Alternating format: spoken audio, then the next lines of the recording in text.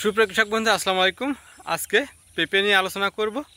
তো পেঁপের ফুল আসা পর্যায়ে যে গুরুত্বপূর্ণ পরিচর্যাগুলো করা অত্যন্ত জরুরি সেই বিষয়ে আলোচনা করব এবং একই সাথে আলোচনা করব যে পেঁপে ফুল আসার পরে যে হলুদ হয়ে ফুলটা ঝরে যায় এটা কেন হয় এবং এই ঝরে যাওয়া রোধ করতে আপনি কি পদক্ষেপ গ্রহণ করবেন সে বিষয়ে আজকে আলোচনা করব।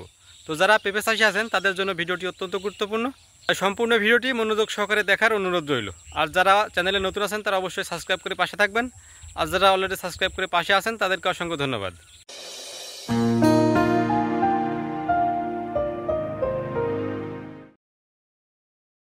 তো পেঁপে চারা রোপণের পর থেকে বেসিক্যালি 2 মাস পর থেকে কিন্তু ফুল আসা শুরু হয় এবং এই ফুল আসার পরে দেখা যায় কিছু ফুল হলুদ হয়ে ঝরে পড়ে যাচ্ছে। তো এটা মূলত ছত্রাকের আক্রমণের কারণে হয়ে থাকে। তাই যখন দেখবেন আপনার গাছে ফুল আসা শুরু করেছে এবং ফুলগুলো হলুদ হয়ে ঝরে যাচ্ছে সেক্ষেত্রে আপনারা অবশ্যই কার্বেন্ডাজিম অথবা মেনকোজেব গ্রুপের ছত্রাকনাশক স্প্রে করবেন অথবা কার্বেন্ডাজিম প্লাস মেনকোজেব গ্রুপের ছত্রাকনাশক স্প্রে করবেন। সেক্ষেত্রে কিন্তু আপনার এই ফুল ঝরা রোধ হয়ে যাবে এবং একই সাথে আপনারা এই সময় জমিতে সেচ দেবেন, জমিতে রসের ঘাটতি থাকতে দেবেন না। যদি জমিতে রসের ঘাটতি থাকে সেক্ষেত্রে কিন্তু দুপুরের রোদে যখন কড়া রোদ হয় সেই সময় কিন্তু গাছগুলো আউড়ে যায় বা নেতিয়ে পড়ে, যার ফলে কিন্তু ফলগুলো ঝরে যেতে পারে বা ফুলগুলো ঝরে যেতে পারে। এ কারণে আপনারা অবশ্যই খেয়াল রাখবেন যেন মাটি বেশি শুকিয়ে না যায়। এ কারণে অবশ্যই নিয়মিত সেচ প্রদান করবেন এবং এই সময় কিন্তু সারের প্রয়োজন আছে, কারণ আপনারা দেখছেন যে এই গাছে কিন্তু অলরেডি ফুল চলে আসছে। 70 দিন মতো বয়স হয়েছে এই গাছের, এখানে কিন্তু ফুল চলে আসছে এবং এই দেখেন যে ফলও সেট হচ্ছে। তো এখন কিন্তু এর গাছের শক্তি প্রয়োজন, কারণ এই ফলগুলো বড় হতে।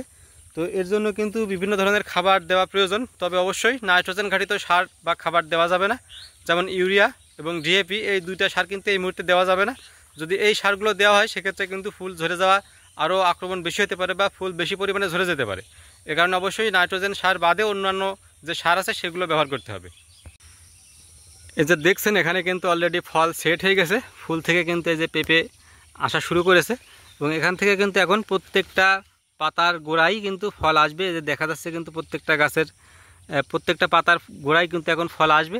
শীতকাল আসার আগ পর্যন্ত কিন্তু এইভাবে চলতে থাকবে, প্রত্যেকটা পাতার গোড়ায় কিন্তু ফল আসা শুরু করবে। তো এই মুহূর্তে এই পেঁপের যে কোষ, এই কোষগুলো কিন্তু এখন অত্যন্ত নরম। এখানে যদি হালকা টাচ করা হয় সেক্ষেত্রেও কিন্তু এখান থেকে ছিদ্র হয়ে কোষ বেড়ে যেতে পারে। এ কারণে এখানে অবশ্যই হাত বা কোনো কিছু দ্বারা স্পর্শ করা যাবে না। আর এই নরম কোষ হওয়ার কারণে কিন্তু এখানে ছত্রাকের আক্রমণ অনেকটা বেশি হয়ে থাকে। এ কারণে অবশ্যই এই সময় ছত্রাকনাশক স্প্রে করতে হবে, তা নাহলে কিন্তু ফলগুলো ঝরে যাবে। আর পেঁপে চাষিদের জন্য আরও একটা গুরুত্বপূর্ণ বিষয় হচ্ছে আপনারা এমনভাবে বেড তৈরি করবেন যেন পেঁপে গাছের গোড়ায় কোনোভাবেই পানি না জমে। দেখছেন যে এখানে কিন্তু উঁচু করে প্রায় 1.5 ফিট উঁচু করে কিন্তু একটা বা 1.5 ফিট চওড়া করে কিন্তু একটা বেড তৈরি করা হয়েছে এবং বেডের মাঝখানে কিন্তু এই গাছটি, যার ফলে কিন্তু বৃষ্টির পানি বা সেচের পানি গাছের গোড়ায় কিন্তু জমবে না। এর ফলে কিন্তু গাছ মারা যাওয়ার সম্ভাবনা থাকবে না। তো যেটা মূল আলোচনা ছিল যে পেঁপে গাছের ফুল বা ফল ঝরে যাওয়ার রোধ করার উপায় কি। তো পেঁপে গাছের ফল বা ফুল কিন্তু বিভিন্ন কারণে ঝরে যেতে পারে, তার মধ্যে আমি শুধু একটা পয়েন্ট বললাম যে ছত্রাকের কারণে ঝরে যেতে পারে। আর যদি ছত্রাকের কারণে ঝরে যায় সেক্ষেত্রে অবশ্যই কার্বেন্ডাজিম অথবা মেনকোজেব গ্রুপের ছত্রাকনাশক স্প্রে করে কিন্তু আপনারা এটা দমন করতে পারবেন। আর এছাড়াও কিন্তু আরও অনেকগুলো কারণেও ফুল বা ফল ঝরে যায়, সে বিষয়ে কিন্তু অন্যান্য ভিডিওতে আলোচনা করব। তো যারা পেঁপে চাষি আছেন তারা অবশ্যই এই বিষয়গুলো জানার জন্য কৃষিবিদ চ্যানেলের সাথেই থাকবেন, অবশ্যই চ্যানেলটিতে সাবস্ক্রাইব করে পাশে থাকবেন। আজকের ভিডিও পর্যন্তই, দেখা হবে নতুন কোনো ভিডিওতে। ততক্ষণ পর্যন্ত সুস্থ থাকুন, সুন্দর থাকুন। আল্লাহ হাফেজ।